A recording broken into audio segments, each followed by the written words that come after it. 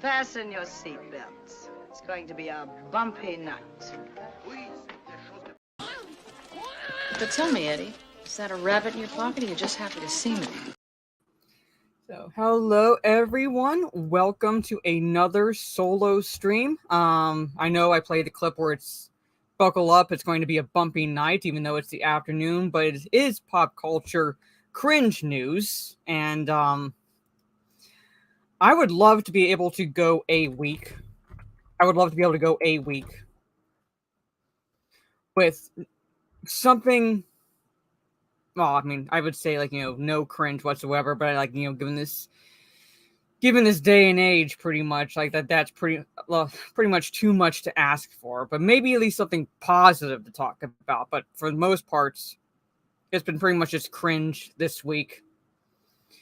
So I wish I could say this wasn't a positive, but considering my feelings towards Disney, with like Lucasfilm and Marvel and so forth, Indy 5 is bombing, and I would like not to be saying that because it is Indiana Jones. I love the Indiana Jones movies, even though to me there's only three movies. There's only three movies because the third one, Last Crusade, has them literally riding off into the sunsets. All right. I would take the ending for Indy 4, Kingdom of the Crystal Skull, as mediocre as that film is, because it gave Indiana Jones another happily ever after, pretty much. But now, Indiana Jones 5 is bombing, and I don't want to say that as a positive, but given what's going on with Disney, I'm not exactly going to say that I'm shedding a tear in that regard. And then The Flash is bombing as well, pretty much. The Flash is bombing as well, and to distract people's attention from that fact, you had that casting announcement for the new Superman film that James Gunn's going to be helming. Why we need another fucking Superman origin movie, I have no idea. It's the same thing with Batman. As much as I love Batman, we get it. His parents die. His parents are killed in front of him when he's a kid. It kind of molds his psyche, all right? And that's what spurs him, right, his path, pretty much, into becoming Batman, all right? We get it. We don't need to see them dying every time. We don't need to see that little origin story part of Batman. It's the same thing with Superman, all right? There's plenty of stories with these characters out there that they could be adapting, and they choose not to. Like live action, for example, for Superman. We have not seen a live action Red Sun, all right? All right, for those who do not know, the gist of the plot for that one is like, what if, it's a what if scenario pretty much. What if Superman, Kal-El, had landed in communist Russia, the Soviet Union, pretty much, instead of in Smallville, Kansas, pretty much. How would he have turned out, right? If he landed in a communist government, country, pretty much, versus, right, the American government, pretty much. Like, what would have happened, pretty much, right?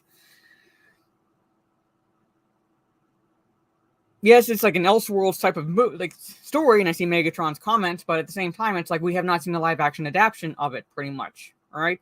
But I'm saying there's plenty of stories out there. There's literally stories out there in both DC and Marvel where pretty much the checks write themselves for these companies. They would almost be printing their own money at that point, by giving the fans what they want, essentially. I know it's like beyond their concept of understanding right now, but pretty much. But anyway, I'm just saying. We could have had an actual Flashpoint story, all right, with Thomas Wayne Batman and Martha Wayne Joker, right? Yes, it's again sort of an Elseworlds type of tale, but at the same time, we could have gotten that. They want to do Flashpoint. We know like what actually happens in the Flashpoint tale, pretty much. But no, we get Barry Allen not learning his lesson at fucking all. Even with all the shit he goes through, he still does not learn his lesson. But anyway, but the topics I have for this down and nerdy, okay? We have the Blue Beetle movie, all right? The Blue Beetle movie, and I don't know how many of you are even remotely planning on seeing that film. If I do watch it, I will sail the high seas because of the Batman's a fascist line and what the director did afterwards, right? And the fact that it kind of, in some ways, it smacks of identity politics to me in this film, which is why I really don't want to give it any money. However, the Blue Beetle director, according to this Bounty in the Comics article, is changing his tune. All right, he's changing his tune Blue Beetle director completely changes tune, asks moviegoers to give film a chance. And this is after mocking them over the Batman's a fascist line. All right?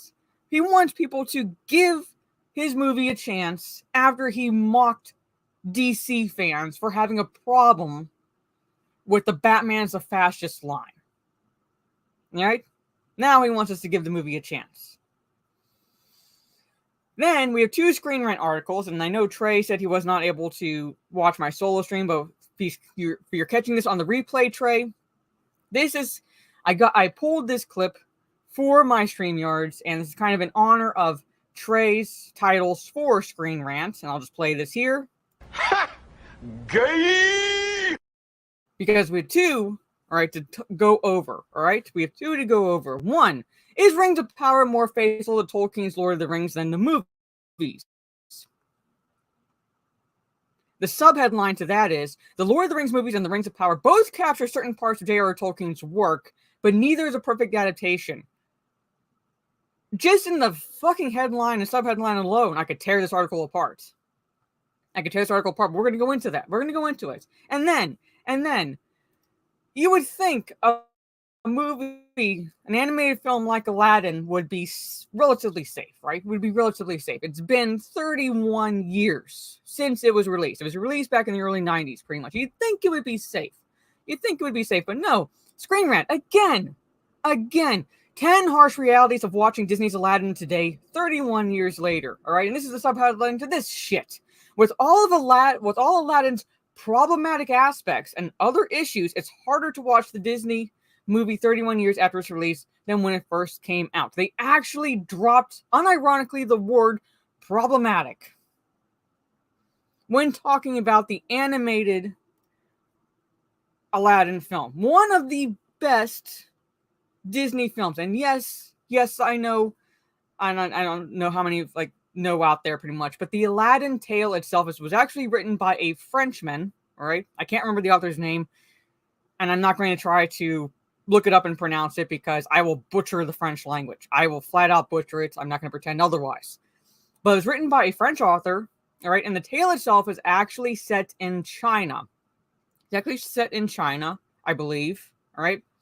And it really has a bummer of an ending because the Aladdin and the princess do not get together. Now, spoiler alert, they do not get together. In fact, she marries someone else at the end of the tale, and Aladdin, I believe, uses his third wish to wish her barren. Yeah.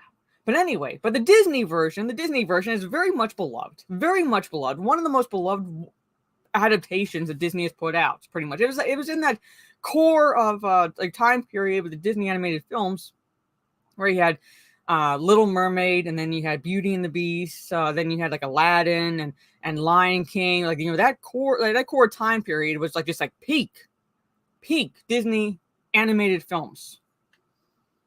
But now it's problematic. If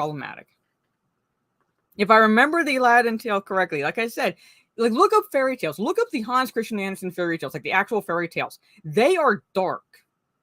All right, they are very dark. They could actually do horror fairy tales just based solely on the actual fairy tales themselves. How they're coming out with those films, the horror version of Winnie the Pooh and the Grinch and so forth, pretty much. They could literally take fairy tales, and if they truly adapted them, those are horror movies in the making, right fucking there. They are messed the fuck up. All right? Give you a little perspective, all right? I really don't mean to ruin anyone's appetite, all right? I really don't mean to ruin anyone's appetite, but the tale of Cinderella, all right? The stepsisters to make it so that their feet or foot could fit into the slipper, they cut off their toes. They're twisted. They're fucking twisted. But anyway, we're going to go into those articles, but I'm going to say hello to the chat. I'm going to go back up. Yes, Gravy, late in Rings of Power. I was not late. You were just 30 minutes early, pretty much. But hello, Gaming. Good to see you. We don't need any of this working class hero crap. A paraphrase of Hooper's line from Jaws. So, Mickey Riker. Megatron, hiya. Good morning to you. Mr. Bentham, happy Friday to you as well. Tara Crystal, good morning, afternoon, evening, everyone, depending on where you are. Thank you so much, Tara Crystal. And I'll be live after this. And I love cringe. Oh my god. I will be on my. I still see it. Gravy. It might delete on this YouTube end, but it doesn't delete on the StreamYard end.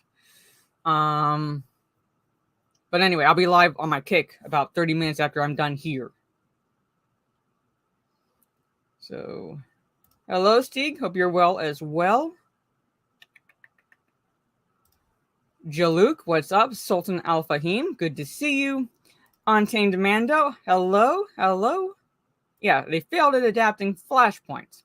Like I said, a story that would have them printing their own money, virtually, pretty much, printing their own money because of the profit it would make. Yeah.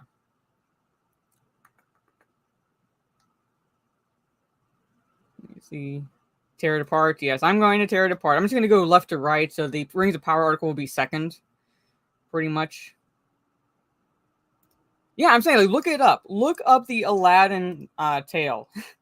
If I remember correctly, I think he wishes her Baron at the end of the story. So it is not an upper of an ending. Yeah, I'm saying, like I'm saying, they are messed up. They are literally horror stories. They're horror stories couched as fairy tales, right? So they could adapt them as in the horror movie genre. They literally could. Please, no reverse Flash in the movie. The claim was, well, there was no reverse Flash, but the claim was that, that's who killed Barry Allen's mom.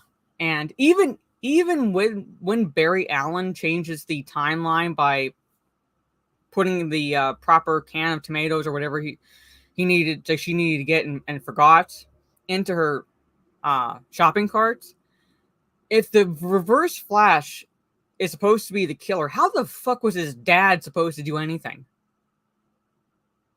Seriously, if you think about it, how the fuck was his dad supposed to do anything? By changing that timeline, if you actually think about that story, both his parents would have died. And at the very most, and like at the very least, his mom would have died, and his father would have been like put in the loony bin, because like who's going to believe him when he says like some other world entity, in his mind, otherworld entity killed his wife, and like, but he couldn't see anything because he moved so fast. He's gonna be put in the loony bin. It made absolutely no fucking sense. Made absolutely no fucking sense.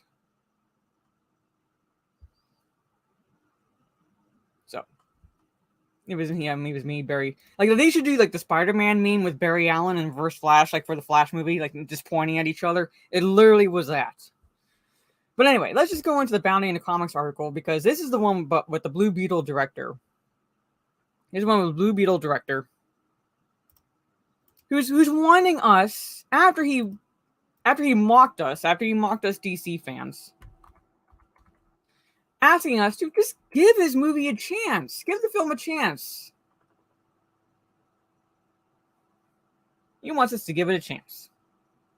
After he mocked us for Batman as a fascist line, he pretty much has Trump derangement syndrome.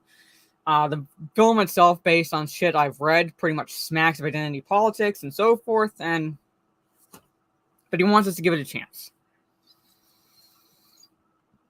The only Blue Beetle I ever cared about was on the Electric Company in the early 80s, yeah. But, so. Oh, and according to the actor, Zolo, what's his last name? I can't remember. But he's on the Cobra Kai series, pretty much. He was like, how this is, it shows that, like, Latinos can be superheroes, or some stupid shit like that he said, and I'm like, really? I'm like, no shit, Zolo, and I just, like, screen captured, basically, just the DC characters alone, all of the ones of the Latina descent. No shit, Zolo. Pretty fucking much. Anyway, Blue Beetle director Angel Manuel Soto completely changed his tune and is now asking moviegoers to give the film a chance after he repeatedly mocked and derided them following the release of the film's first trailer. And again, what he primarily mocked us over was our was us being upset at the Batman's a fascist line, pretty much. When two things. One, the line comes out of nowhere, pretty much. The line comes out of fucking nowhere. Two, even humor-wise, even the people that are like, it's a joke, you don't get humor. It makes absolutely no fucking sense with the setup before it. Pretty much, the joke or the punchline is supposed to bounce off the setup, pretty much, all right? And the setup prior to that line, at least according to how the trailer is cut, all right? At least according to how the trailer is cut. Now, the trailer, again, the line could be like out of order, pretty much. We have no idea where the line is, pretty much. But given what we see in the trailer, the setup is Jaime says, this is just like the Bat Cave. He's looking all around. Basically, he's found his little Blue Beetle cave, or whatever the fuck you want to call it. His little lair. And he says, this is just like the Bat Cave. He's looking at the tech, pretty much, all right? So, the punchline could have been, all right, I'm not saying it would have worked, but a punchline could have been at that point, like, Batman buys his tech off of eBay. Shit like that. Like, we know it's wrong. We know it's a joke, pretty much. But it would bounce off of the setup, pretty much. It would bounce off of the setup, pretty much, in terms of the Batcave, the tech, and so forth. All right? It would bounce off of that. But no, he says Batman's a fascist, which makes it political. It comes out of fucking nowhere. And what does that have anything to fucking do with what Jaime said? So yes, we were upset. We were upset at the trailer. All right. Now, I really wasn't inclined to see the movie. The trailer was, it looked fairly decent. I could do without the music choice, pretty much. But it looked fairly decent. It looks like a run-of-the-mill origin story and so forth. So I was like, whatever, I might give it a chance. I want to wait for another trailer. But then the Batman's a fascist line dropped. And I noped the fuck out of that. I pretty much noped the fuck out. And then following that, other people, I made a video on it, and other people also were upset. Then the director mocked us. All right? And George Lopez, how the fuck does he keep getting work? In the first trailer, it ended with George Lopez's Uncle Rudy remarking Batman is a fascist. Numerous individuals took exception to the line, with YouTuber Ryan Kindle criticizing it, saying, at the end, the Batman is a fascist. This is pandering to the stupid fucking 20-year-old free profile picture. She, them, don't know what your fucking gender is, don't buy comics, don't have money to go to movies. That's who that fucking is pandering to. Batman's a fascist? Fuck off with that. That's so stupid. Well, but I pretty much agree. Fuck off with that. It is so stupid because Batman, Bruce Wayne in particular, his alter ego, is one of the most philanthropic characters in the DC universe. Orphanages, schools, hospitals, and the like. All right, he is one of the most philanthropic characters out there, but because he beats up on criminals and doesn't share the wealth, he's a fascist. Somehow, some fucking how, pretty much. Kindle's criticism would be shared to Twitter by a CBM movie fan who wrote, George Lopez saying Batman's a fascist has this motherfucker riled up.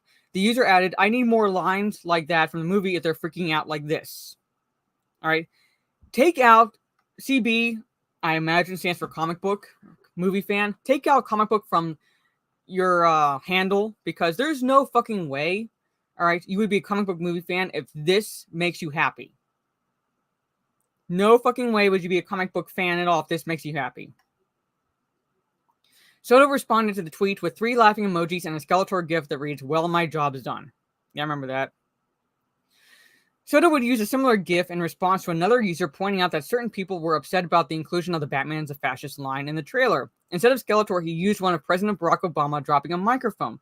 He captioned it, my job here is done.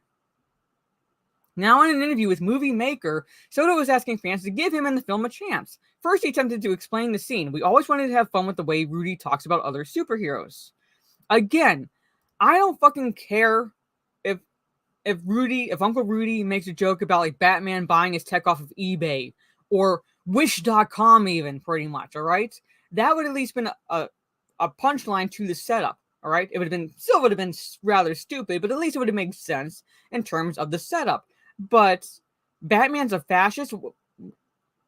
Okay, Mother Jones, where the fuck are you getting that? Where the fuck is Uncle Rudy getting that even? It smacks of pandering. Like, he's like, oh, he's just going to be controversial.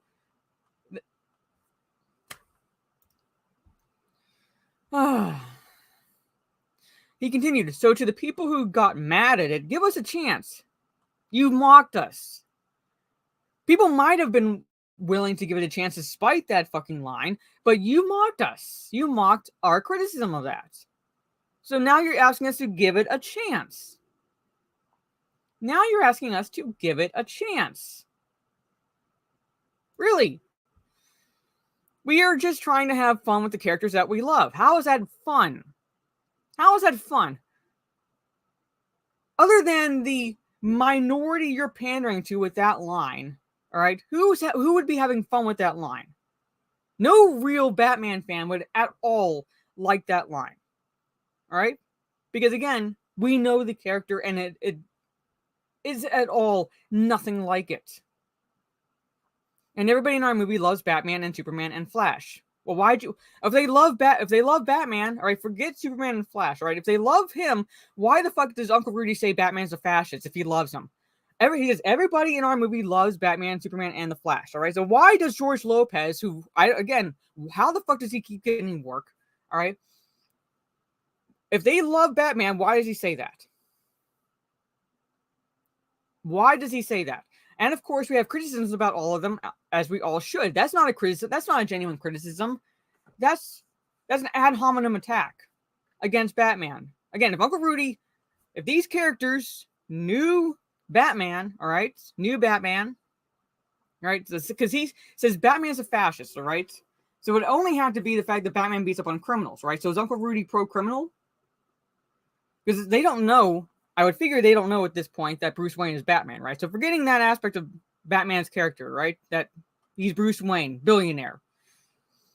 Batman beats up on criminals. So does that make Uncle Rudy pro-criminal? He's literally helping his nephew, Jaime, because Jaime is now imbued with these powers, these alien powers, and to become the Blue Beetle, a superhero, and he would be beating up on criminals. So wouldn't that conflict with Uncle Rudy being pro-criminal if he thinks Batman's a fascist?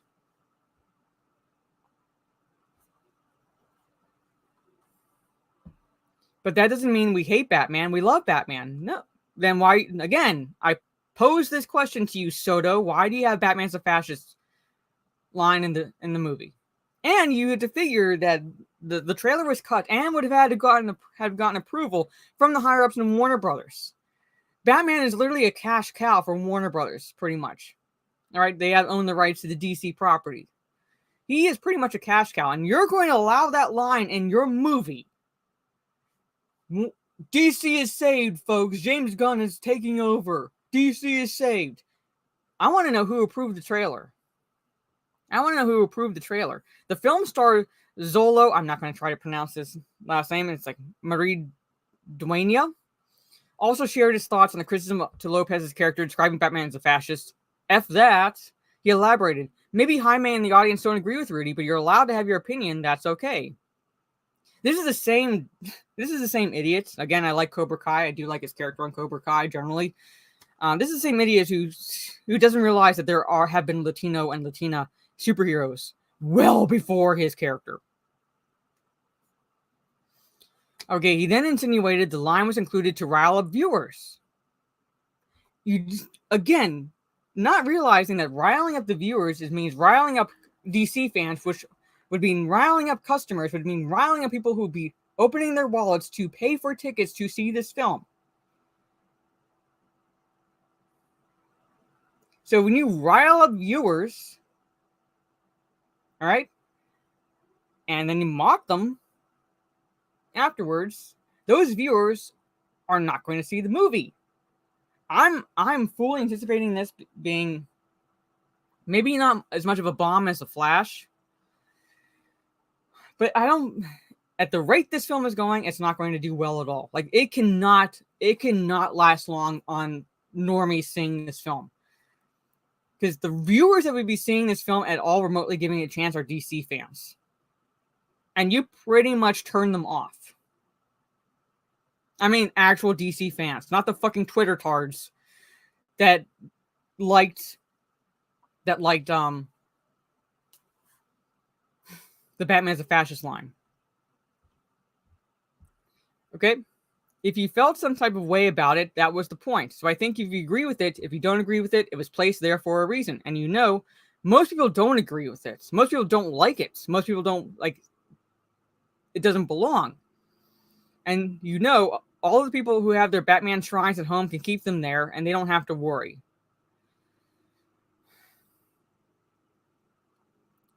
All right.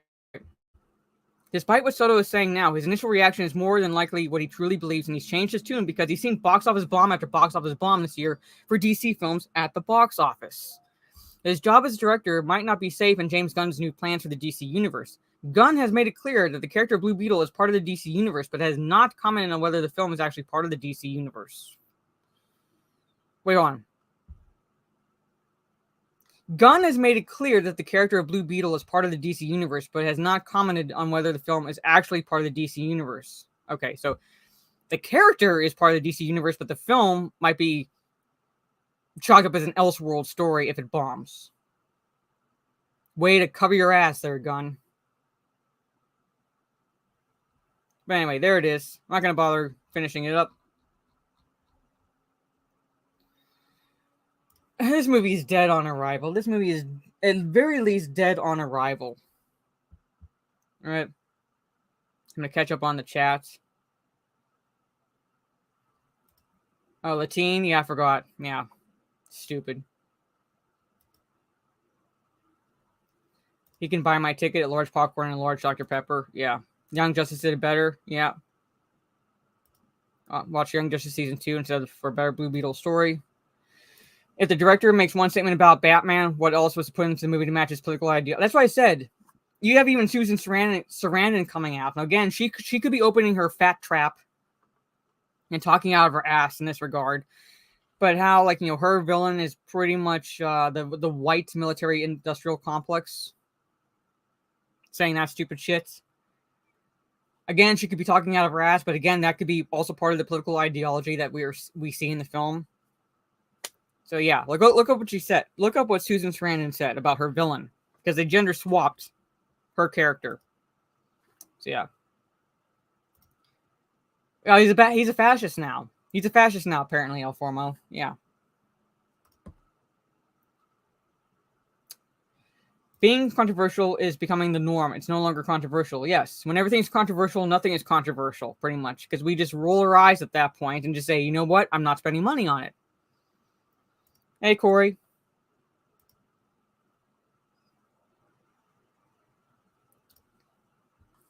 I got it eventually, but yes, I hate the remote battering. Batman Arkham City. Fascist implies he's for state-controlled market, but he owns a private company. And yeah, it makes that. That's what I said. That's why I said that line. At this point, I would imagine they don't know that Bruce Wayne is Batman, so they don't know about the wealth. All right, they don't exactly know about the wealth. So the only thing that they could be remarking on would be the fact that Batman beats up on the criminals instead of pats them on the back and sends them back on their way, pretty much. Like, you know, he actually beats up on criminals and arrests them and puts them away. So that would make Uncle Rudy pro-criminal if he thinks Batman's a fascist. Because you would have to wonder, how do they know that Bruce Wayne is Batman? If it's in line with that. It makes absolutely no sense. Yeah, they don't know Bruce Wayne is Batman. As far as we know, like, they don't know. So the only thing that makes sense is the fact that he beats up on criminals. So, hey, Damien. Thank you. Thank you. I am tired. I'm like, I go live early in the afternoon so I can, like, relax in the evening. I don't know. We have The Flash. Black Adam. Well, Black Adam was pretty much a flop. It didn't bomb like The Flash, but it was pretty much a flop. Aquaman 2. Who's looking forward to that? He was looking forward to Blue Beetle. The only thing, the one that was like mildly successful was The Batman, and even then, it was its own universe, or it's supposed to be its own universe, so it's not really.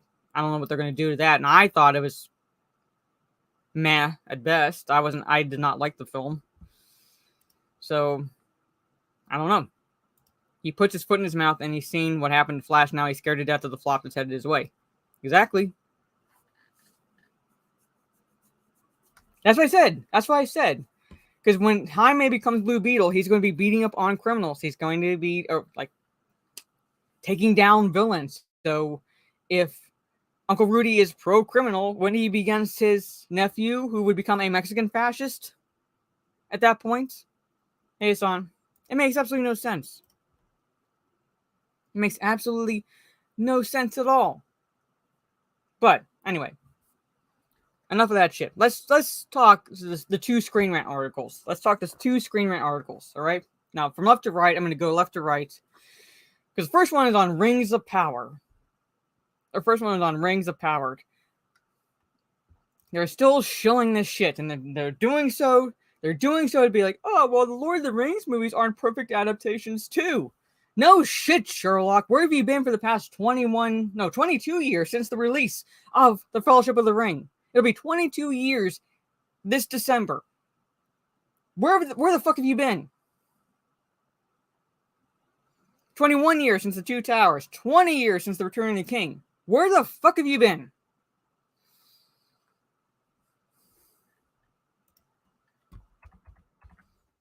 And, like I said, in honor of Trey, because these are two Screen Rant articles, he titles his videos, Screen Rant is Gay. I have this before each one.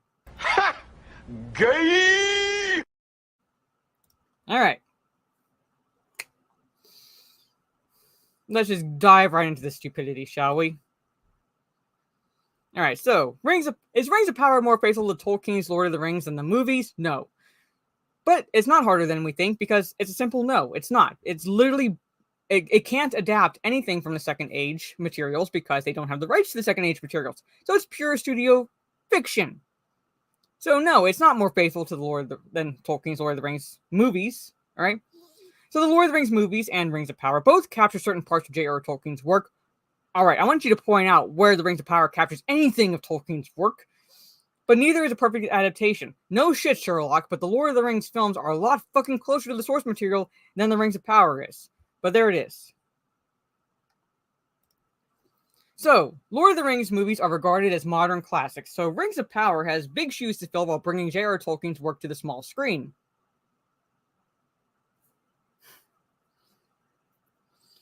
The Rings of Power is set during an earlier time period than Peter Jackson's trilogy, offering a fresh perspective on Middle-earth. That's code for a modern audience. That's code for a modern audience, because we don't need a fresh perspective. We just want the perspective. Still, both Lord of the Rings and Rings of Power build on Tolkien's established stories and lore. No, Rings of Power does not. Rings of Power does not, because if you look at just the timeline alone, just the fucking timeline alone, it's all over the place. It is all over the place. And if it was at all respectful of Tolkien's established stories and lore, then why did they feel the need to create non-canonical characters? Why did they feel the need to have a not Gandalf character when the Maiar, I should say, the five wizards don't enter Middle-earth until well into the Third Age? There should be no wizards in Middle-earth right now, but you have a not Gandalf character, right, who literally drew the fucking symbol of Gandalf in one of the episodes, and you're going to try to tell me that that's not Gandalf? Fuck off, alright? Plus, when they do arrive on Middle-earth, they take a form and they stick with it. So when they arrive on Middle-earth, alright, so how Ian McKellen looks as Gandalf is how he came to Middle-earth, looking like, pretty much. There is no younger Gandalf, there is no younger Saruman, there is no younger Radagast or anything, fucking thing like that. No. Whatever form they take, that's what you get. That's what we see.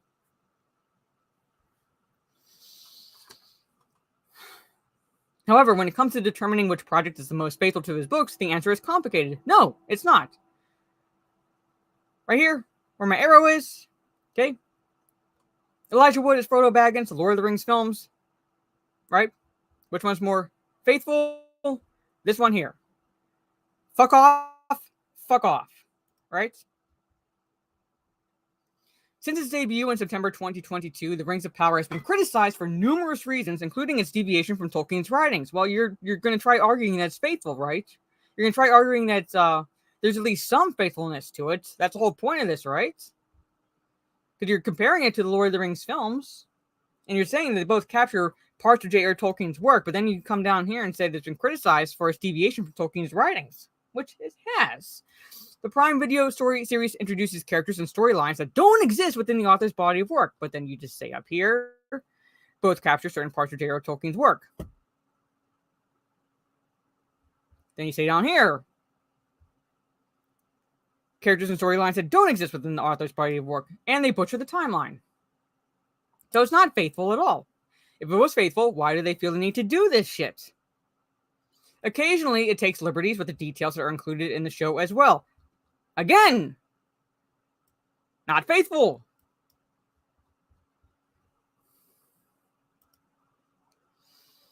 Some of these changes work better than others.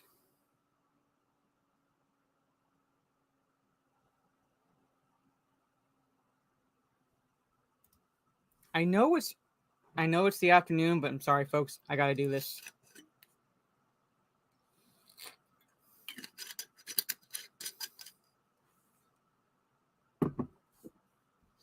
Anyway, moving on. On the contrary, The Lord of the Rings sticks to the script more closely than The Rings of Power. However, it has a more difficult time capturing other elements of Tolkien's source material.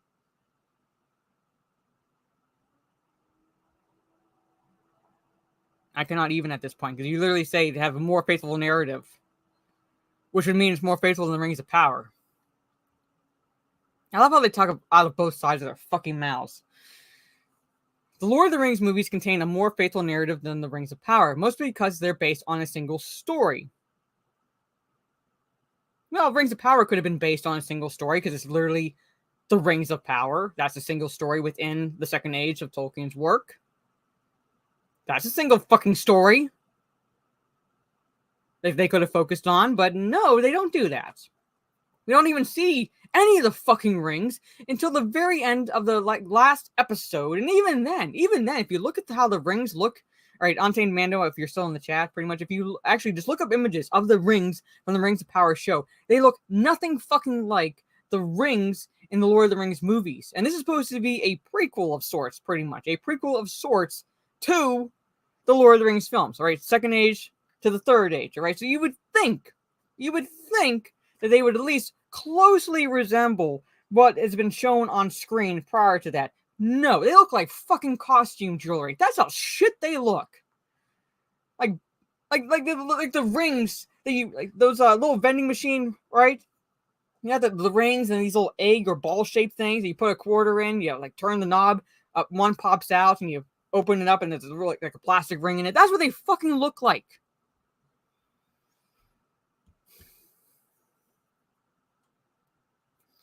Jackson's films adapt Tolkien's Lord of the Rings trilogy from start to finish, closely following the journey outlined within his pages, although Jackson takes liberties with his adaptation, like cutting Tom Bombadil and making Arwen a more prominent character, one of which I don't mind him taking liberties with, because if you think about it, when you have Tom Bombadil just throwing the ring up in the one ring, I should say, up in the air as if it's nothing, pretty much, it kind of takes away from the power and foreboding behind that ring, that, you know, the need to destroy it in Mount Doom kind of like just dissipates a little bit, because then why don't you just send Tom Bombadil to Mount Doom? He's not going to be swayed at all. Making Arwen a more prominent character, I do have issues with, because she's not a female elf princess or anything, or a female warrior princess, pretty much. You pretty much see her in Rivendell. She has scenes with Aragorn, and then you don't see her until like the last book, essentially. He leaves the most crucial plot points intact. Therefore, Frodo's on-screen quest to destroy the One Ring looks similar to his adventure in the books, enough so that it's often lauded as one of the best fantasy book-to-film adaptations. Unlike the Lord of the Rings films, The Rings of Power doesn't follow one of Tolkien's books from start to finish. It follows none of his books from start to finish. Instead, the Prime Video series builds up upon Middle-earth's Second Age, which isn't thoroughly covered in Tolkien's writings. Bull fucking shit!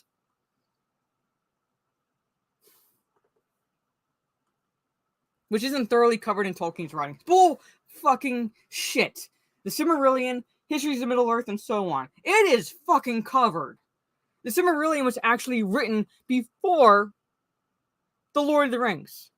It was written before Lord of the Rings. Tolkien wanted to publish it before Lord of the Rings, but his publishers wanted something more akin to The Hobbit, which was very, very much still popular since its publication in 1937. They wanted something like that, so it forced Tolkien to put the Silmarillion on the back burner and focus on Lord of the Rings. The Silmarillion was fucking written first. The Second Age was thoroughly fucking covered.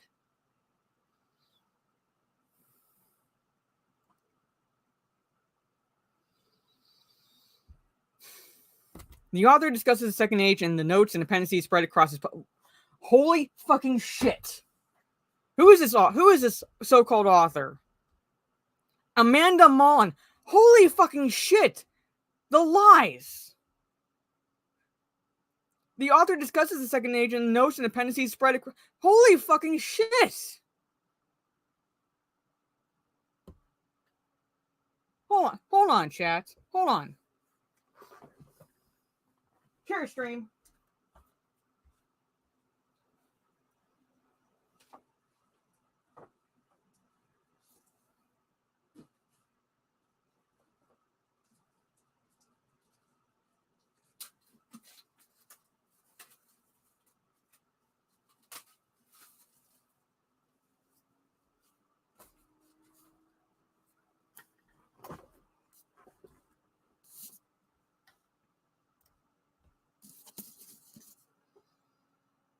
This is just one fucking example. This is just notes and appendices spread across his publications.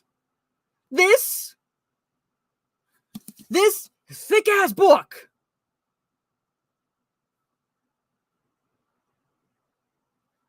You're telling me the Second Age was just notes and appendices?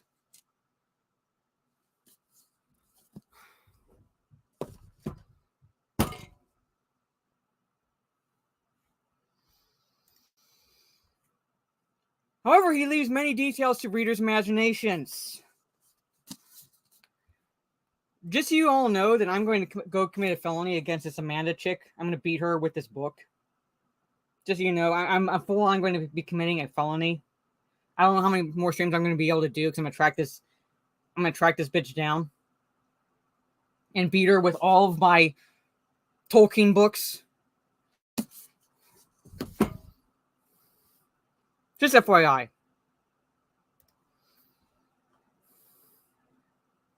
The Rings of Power creators J.D. Payne and Patrick McKay took the bare bones of his descriptions and used them to craft their own story. I cannot. I'm not even. I'm like only halfway through this article, and I'm about ready to have a fucking conniption. That's among the reasons the series gets so much flack, even though it covers canonical events.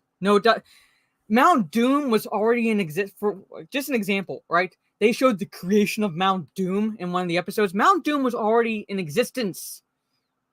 Mount Doom wasn't fucking created when water hit the fucking lava in the volcano and just created Mount Doom and like made the Southlands Mordor. It was already fucking there. That's why Sauron picked it as his kingdom of sorts, pretty much. All right, the land he was going to rule over. It was already in existence. That's not a canonical event. That's purely fucking studio fiction.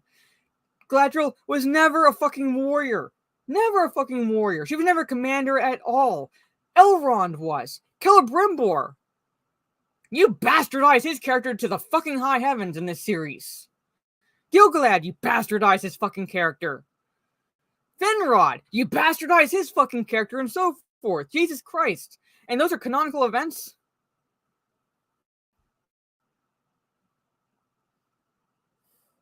Let's look at this. The Rings of Power has a more faithful tone. Although The Rings of Power brings a fresh story, which is code for basically geared to modern audiences, because God fucking forbid you gear it to fans, brings a fresh story to the Lord of the Rings franchise, it captures the tone of Tolkien's work more authentically than Jackson's movies.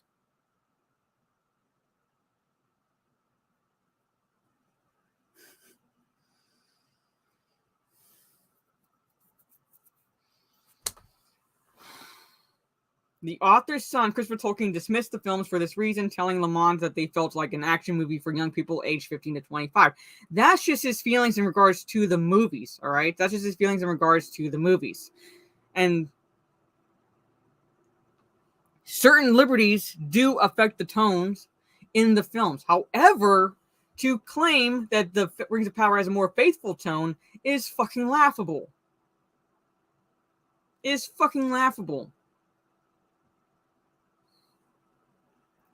The adaptations do have a blockbuster quality to them, making Fellowship's adventure grander and more thrilling than they are on the page. Did you read the books? That's partially why they've drawn such a huge audience, even appealing to viewers who haven't read Tolkien before. Alternatively, Rings of Power takes a slower, more meandering approach. That's not a good word to use. To Tolkien's world, one that's definitely present in the author's books. It focuses on the politics between Middle-earth's races, taking its time to outline the author's extensive lore. They bastardize the elves, they bastardize the dwarves, they bastardize Numenorians. Nothing at all was at all remotely close to the politics of Middle-earth races. The Prime Video series also works in a number of songs, a touch Tolkien was known to include in his stories. In short, Rings of Power takes advantage of being a television show and the freedom that affords in a way Jackson's movies weren't able to simply by virtue of being films. And yet Jackson did a lot fucking better job, didn't he? With 3 films than Rings of Power did with 8 episodes. With its slower pacing and political approach to Middle-earth, Rings of Power is pitched at a more mature audience.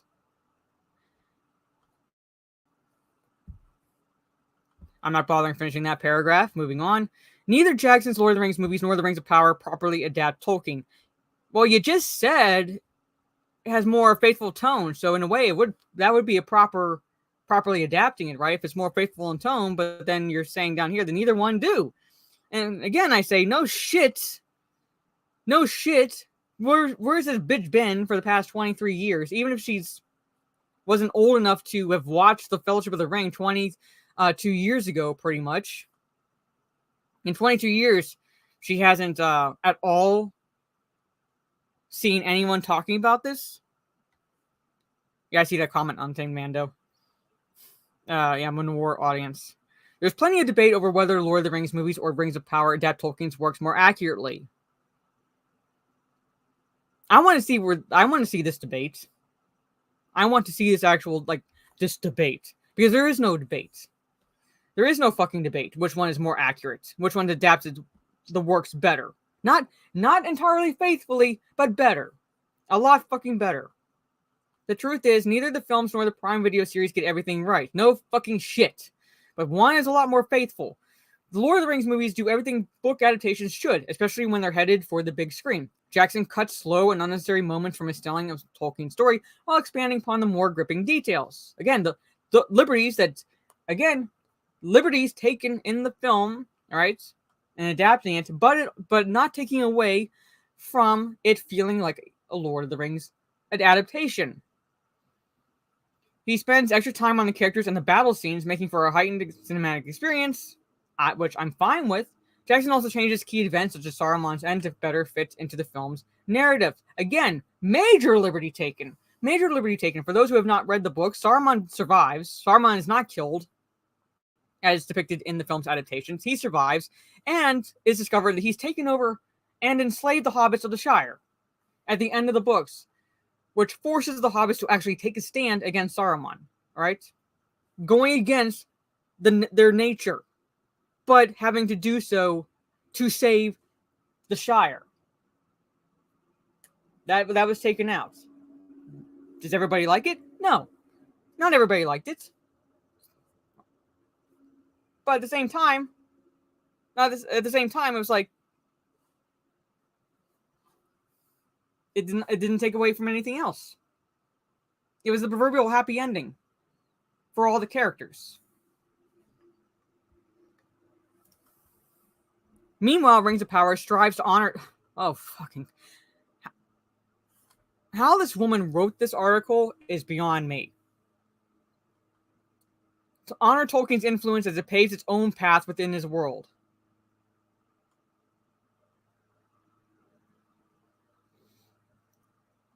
There's no path within his world paved by Rings of Power at fucking all because they don't have the rights to anything in the Second Age. So it is studio fiction. It is what the showrunner said that they were going to do. Tell the story that Tolkien never did. Like Jackson, the creators added to it and cut parts of Tolkien's lore. There was nothing at all accurate to Tolkien's lore. Mithril, for example. Mithril, which is pretty much just a substance mined by the dwarves and mined and refined by the dwarves, and the only thing at all associated with elves in that regard, as far as Mithril goes, is that elves liked its beauty. That's fucking it. It was not at all tied to the elves' existence on Middle-earth as depicted in the Rings of Power. It was just Mithril pretty. Mithril, and they wanted to add as ornation to doors and jewelry. That's fucking it. Well, holy Christ.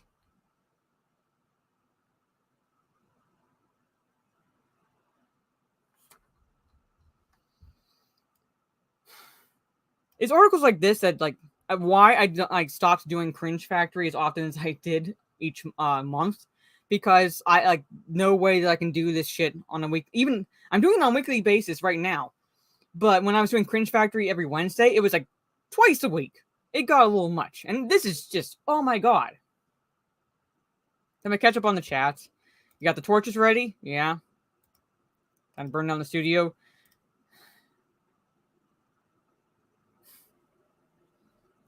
If Trey was here, I'd have him time you out, Megatron, just for this.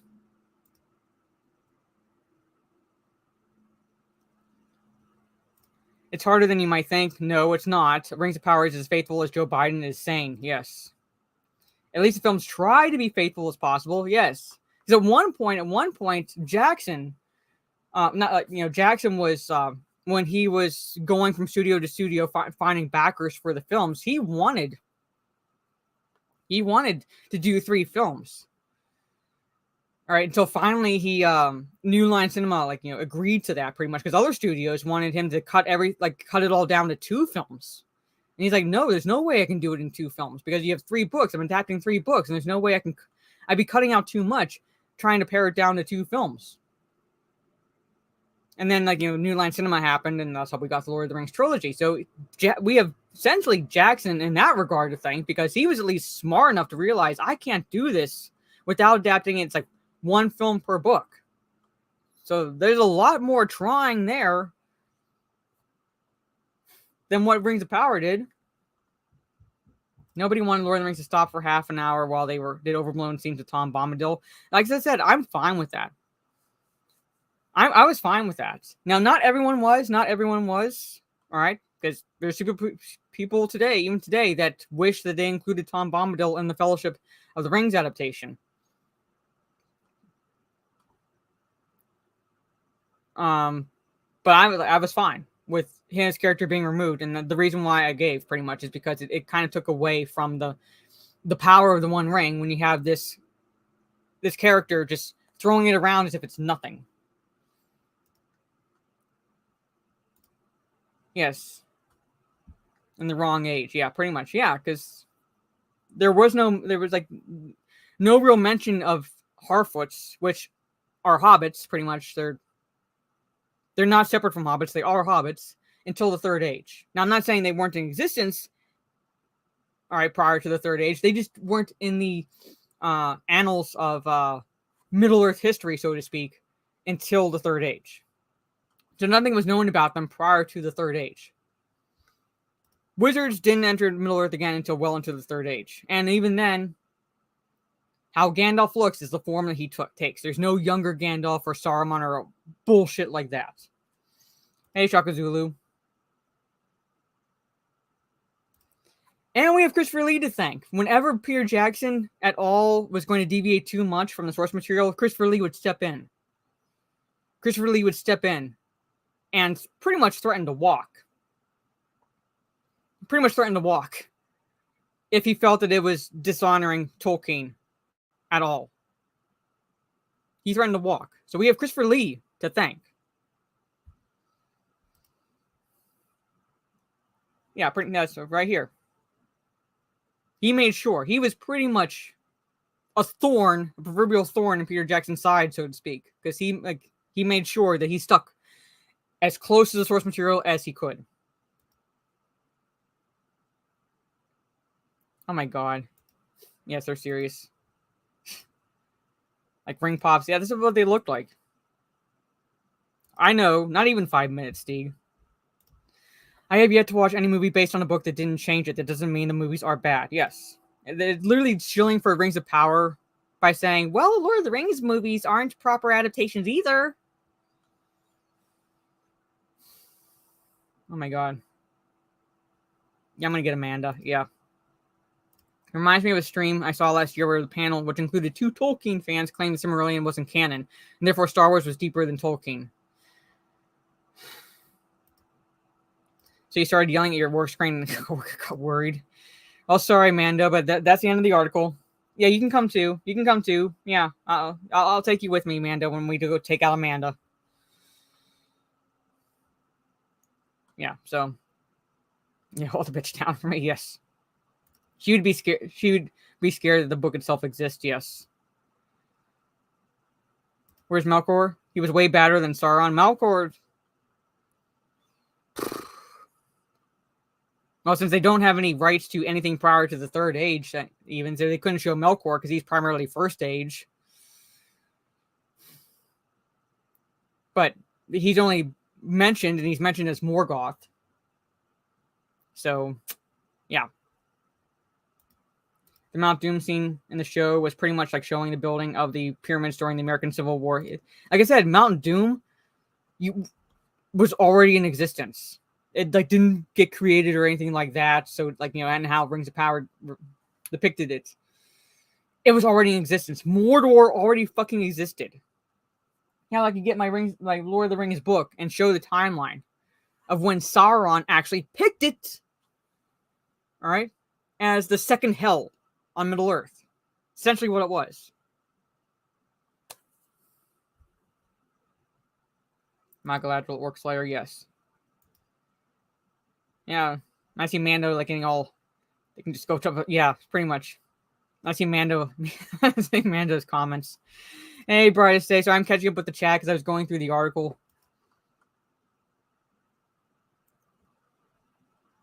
Yeah, I was gonna say it was a very poor choice of words. It was a very fucking poor choice of words when they picked meandering to describe Rings of Power.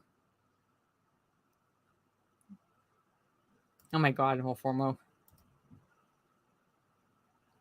The hubris of these writers, yeah, thinking they could outright Tolkien, yeah. Probably some non-binary diversity hire Screen Rant felt they had to hire and now can't get rid of. Yeah. Few liberties are okay, but changing the whole story, nah, fam. Yeah, I'm saying, I don't expect adaptations to be 100% faithful necessarily to the source material. And when I say that, I mean, not everything can be adapted from page to screen necessarily. Some things work better in one medium versus another.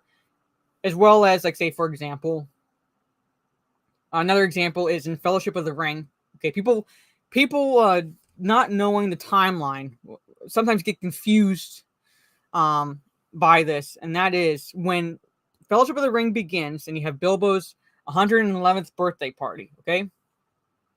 He and Frodo share a birthday, essentially, right? So Bilbo is 111, Frodo is 33. Frodo is 33 when we see him in the birthday party scenes, all right? And then Gandalf leaves because Gandalf realizes that Bilbo has what could be doesn't know that it's the One Ring, but he knows it's the Ring of Power, all right, that Bilbo has found and so forth, right? So Gandalf leaves. There's a 17-year time jump, essentially. When I say time, 17 years pass from the time that Gandalf leaves, all right, to when he returns. So Frodo is actually 50 when he leaves on his journey to take the One Ring from the Shire to Mount Doom. It's supposed to mirror, in a sense, Bilbo's journey in The Hobbit, because Bilbo is 50 when we're introduced to his character in The Hobbit, and 51 when he returns to the Shire. Same with Frodo. He's 50 when he leaves, and 51 when he returns. But unless you have a text down at the bottom of the screen that says 17 years later, people assume that it's not too long after the events of the party. So they think Frodo's still in his early 30s. All right, so the timeline is off for people. So that's one liberty taken, like not showing, oh, it's been 17 years. But again, all right, that's a liberty, but it does not take away from the fact that Frodo has to go on this journey. He's the one who takes it along with Sam, and then subsequently Merry and Pippin join from the Shire to Rivendell, where he thinks he's going to relinquish it, but realizes that he has to be the one to take it to Mount Doom. So, it takes 20 hours to read the books, can't do a 20-hour movie, stuff has to be cut here and there. Yes. Rings of Power honors nothing except crapping over Tolkien and his fans. Yes. I might have to get blood pressure pills. Yeah, it was draining me too. That's why I moved it to once a month. Oh, shut up, Alformo. Treasure Island, 1990s, pretty much a word-for-word adaptation of the novel. Well, only time I have seen a movie do it that well. So, I'm posting Mortal Kombat blurps. Even if Lord of the Rings movies aren't proper adaptation, it doesn't mean they can change it freely, saying that it's just fallacy. Yeah, I know, I figure, yeah. Morgoth created Mount Doom. Sauron sort of incorporated Mordor in this early Second Age because Mount Doom was there. Yeah, I'm saying, but in the show, they show Mount Doom essentially being created. Like, there is no Mordor in the series until the episode when Mount Doom is essentially created, and then the lands, the Southlands, become Mordor. Look it up.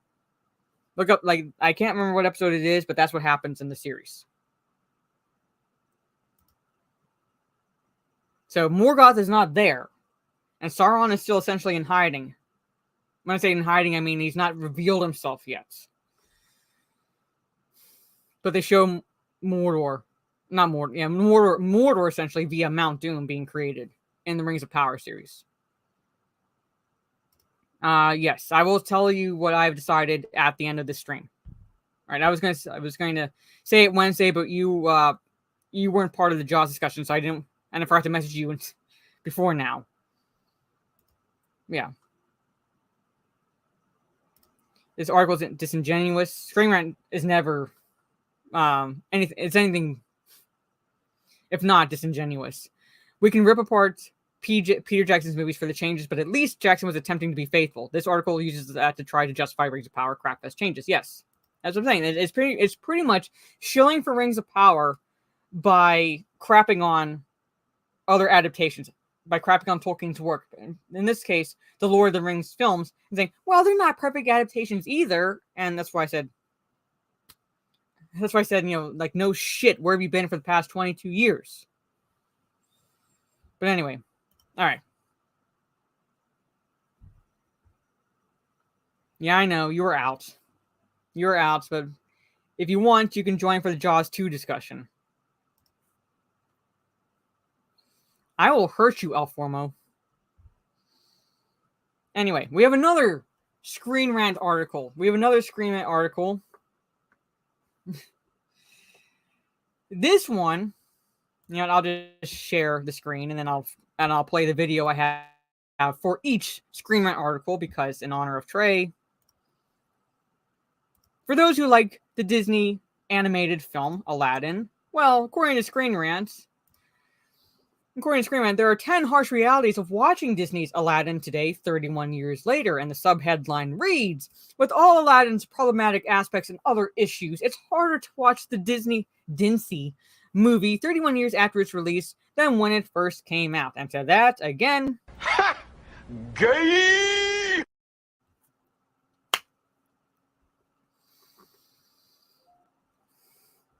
Alright? Now, for those who are just joining the chat, who are just joining the chat, I said earlier when I was talking about adaptations, essentially, of fairy tales, okay, Aladdin is actually was written by a French author, and it's set in ancient China, pretty much. All right, so Aladdin is actually Chinese, so just like, it's not set in Persia or anything like that. All right, so it's not Arabian Nights. Okay, and if I remember the story, it's not an upper of an ending. There's no happily ever after for the characters, pretty much. The princess marries someone else, not Aladdin. She marries someone else, and Aladdin uses his third wish to wish her barren, meaning that she will not ever become pregnant and bear any offspring at all. So pretty much that line dies with her.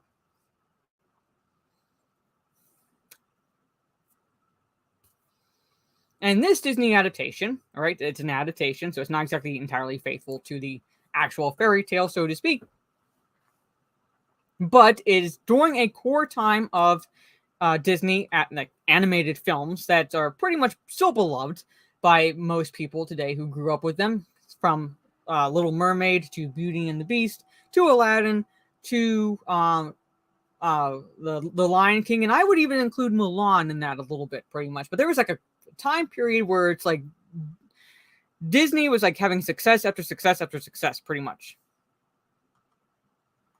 All right, and Disney's Aladdin is one of the most beloved ones that Disney has released. All right. Oh my god, I'm not reading that comment, Steve, but yes, I did fly on a magic carpet in the Conan game. But let's just go through it. Like, what are these 10 harsh realities that Screen Rant is claiming Disney's Aladdin, watching Disney's Aladdin today, and what problematic aspects and other issues? So let's just go right into this. All right. Aladdin was a huge success for Disney in 1992, but 31 years later, it's a bit tainted. Unlike previous Disney princess films, the movie musical is centered on a male character, Aladdin. No shit. It's called Aladdin. No shit. It's called Aladdin. All right, I'm going to play this for them. Golf clap? Golf clap.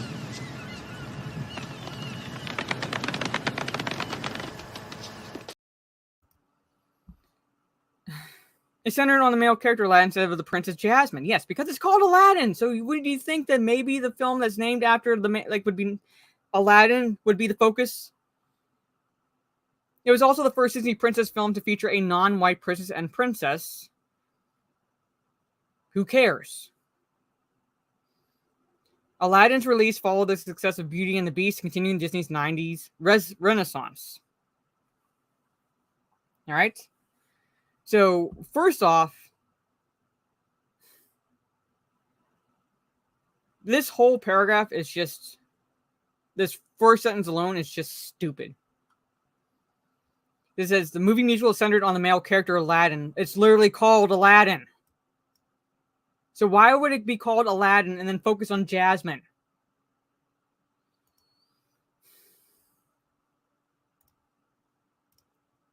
I swear, these people. Who wrote this? Gina Wirtz. 27 years after Aladdin's premiere, Disney released its live-action film adaptation, which saw Will Smith take on the iconic role of Aladdin's genie. And if you think about this, Chad, all right, these people had a bigger issue with the actress cast to play Jasmine because she is only half Persian. She's half British as well, I believe, pretty much. She's biracial. She's biracial. So they had a problem with her casting as Jasmine because her skin color wasn't appropriate or close enough to the animated film, but they had no fucking problem with a black man playing the genie. A genie is effectively a slave to whomever owns the lamp.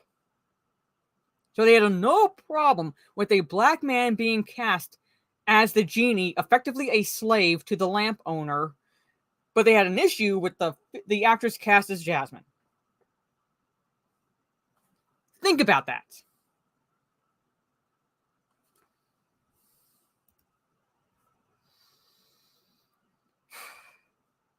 While it's impossible to recreate the animated film, they somehow had some success, at least with Cinderella, so they showed it could be done. Jungle Book, they showed it could conceivably be done. However, when you incorporate subplots that aren't there, politics that aren't there, yeah, it doesn't go well.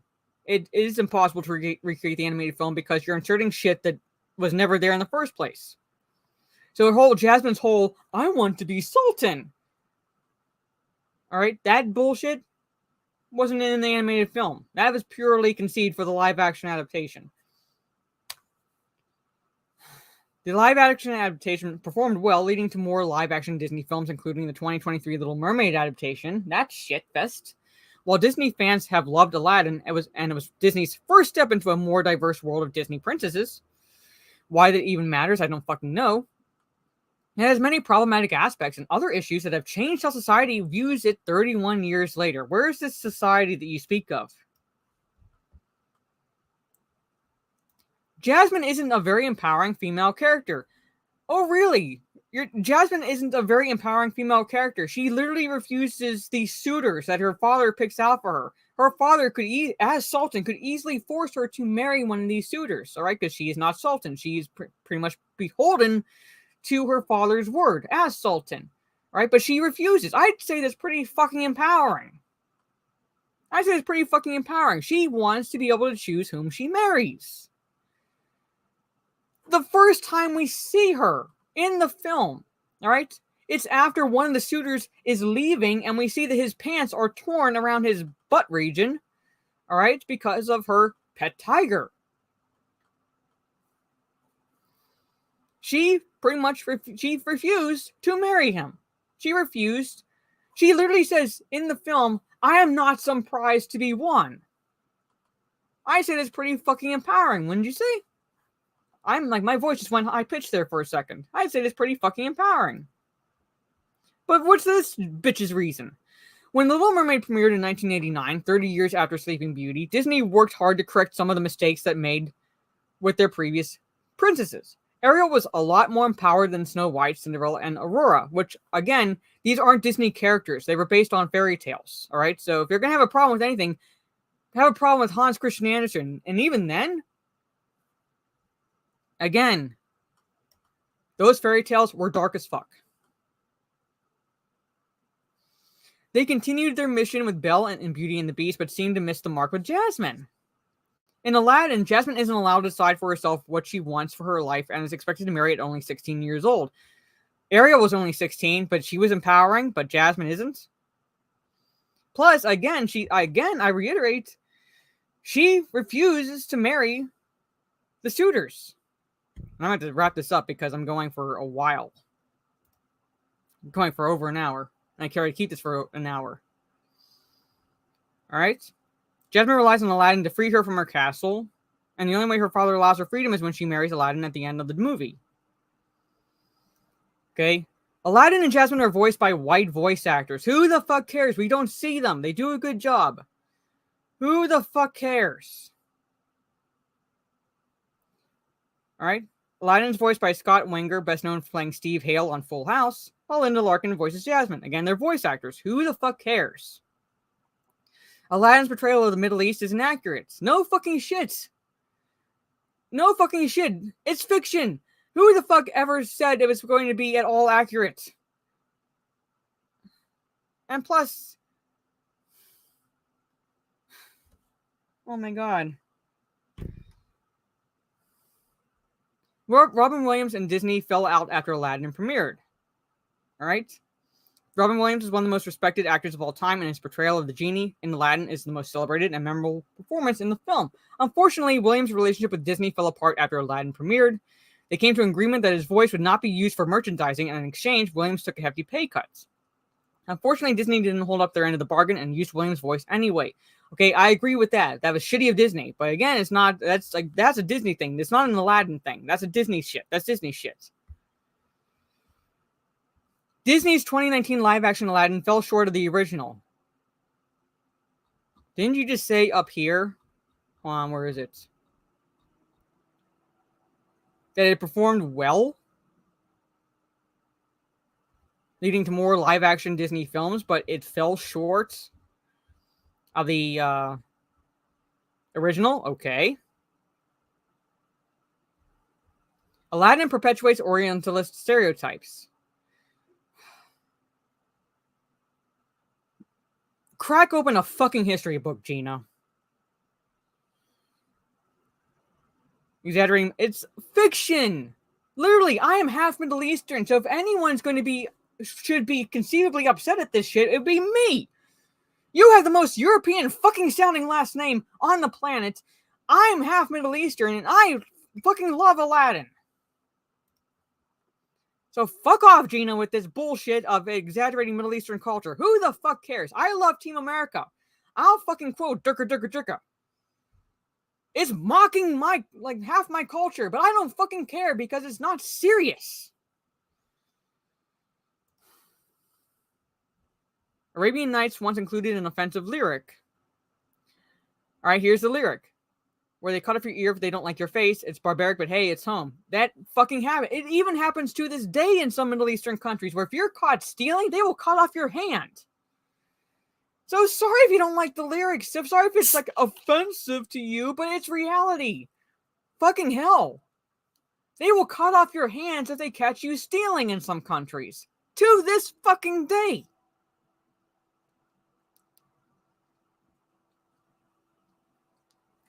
Hell, even slavery is still practiced in some Middle Eastern countries to this day.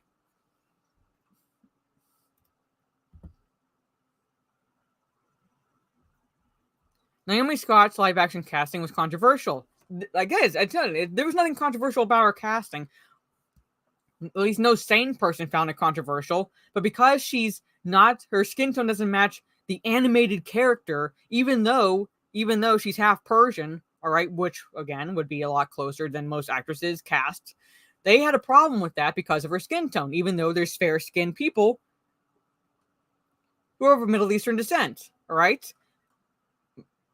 Ataturk, all right, who's considered the father of modern-day Turkey.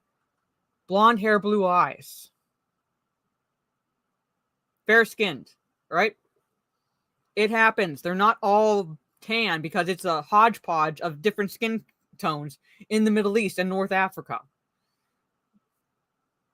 But they had no problem. They had no problem with a black man being cast as a genie, even though a genie is a slave.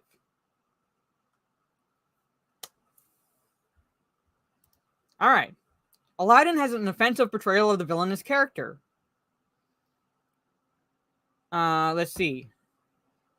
The heroes of the film are portrayed as attractive. The greedy street merchants were given heavy Arabic accents and unattractive facial features. The same goes for Aladdin's main villain, Jafar, who has a much darker skin tone than Aladdin and Jasmine.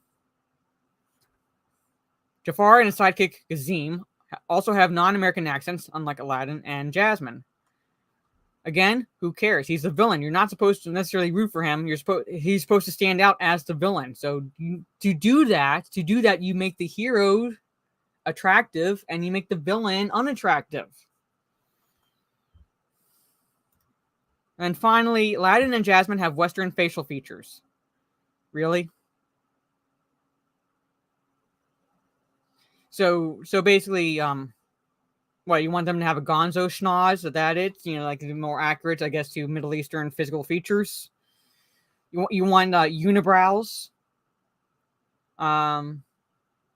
You want Jasmine to kind of sport a little 5 o'clock shadow under her nose because I'm gonna be real with you, Middle Eastern women.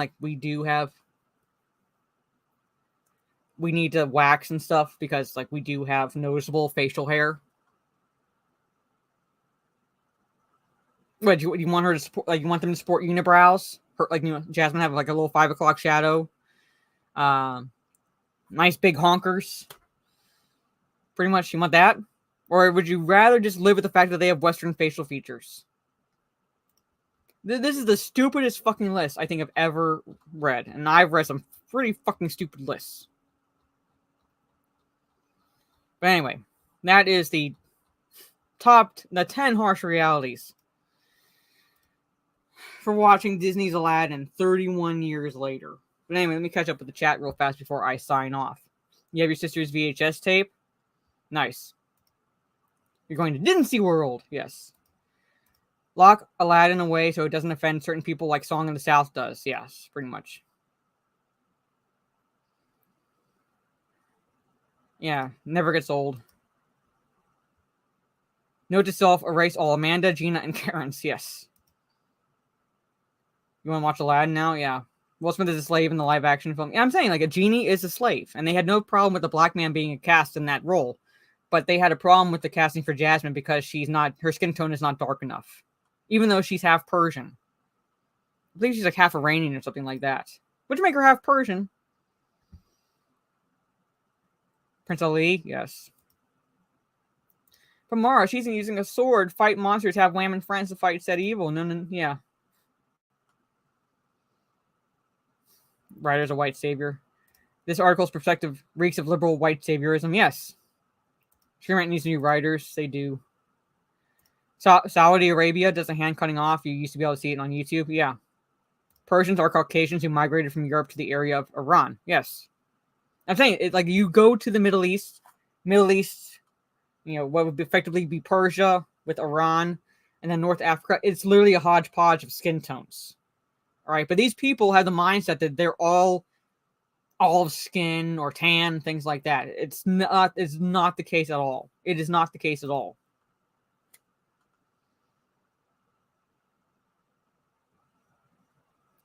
Some might find Jafar hot. Yes, they have 2 eyes, a nose, and a mouth. The horror. Yes. Oh, shut up, Gravy. I'm saying I know Middle Eastern women, all right? Noticeable facial hair. This freaking cartoon, yes. But anyway, so thank you for hanging out with me. I went a little bit over, well, almost well over an hour and a half, or an hour. I'm almost like an hour and 20-some minutes. So I'm going to be starting my gaming stream a little bit later than I normally do because I give myself a half an hour to get my voice back. So come back in about 30 minutes around 2 p.m. Eastern. I'll be live on Kick. I'm just going to jump onto some Apex. I really need to use gaming guns in some way right now, especially after the Rings of Power article. So I'm just going to jump onto Apex Legends. I don't pretend at all to be at all exactly good at the game, but I really need to shoot some fake shit right now. I'm of Sicilian descent. We still possess features from the various Middle Eastern ancestry when the area was ruled by Middle Eastern powers. Yes.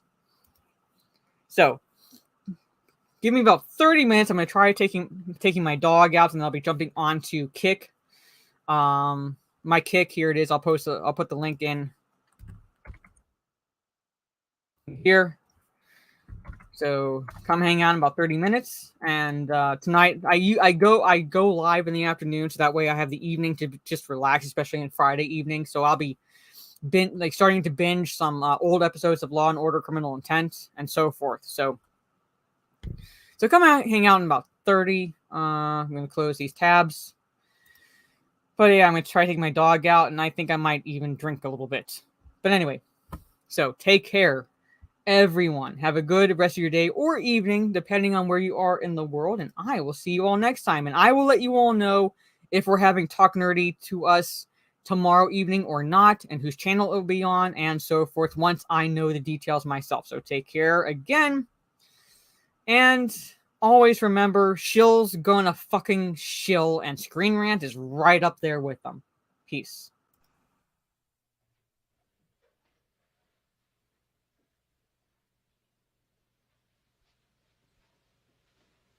You're still here?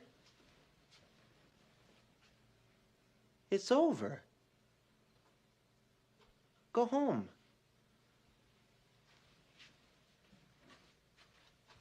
Go.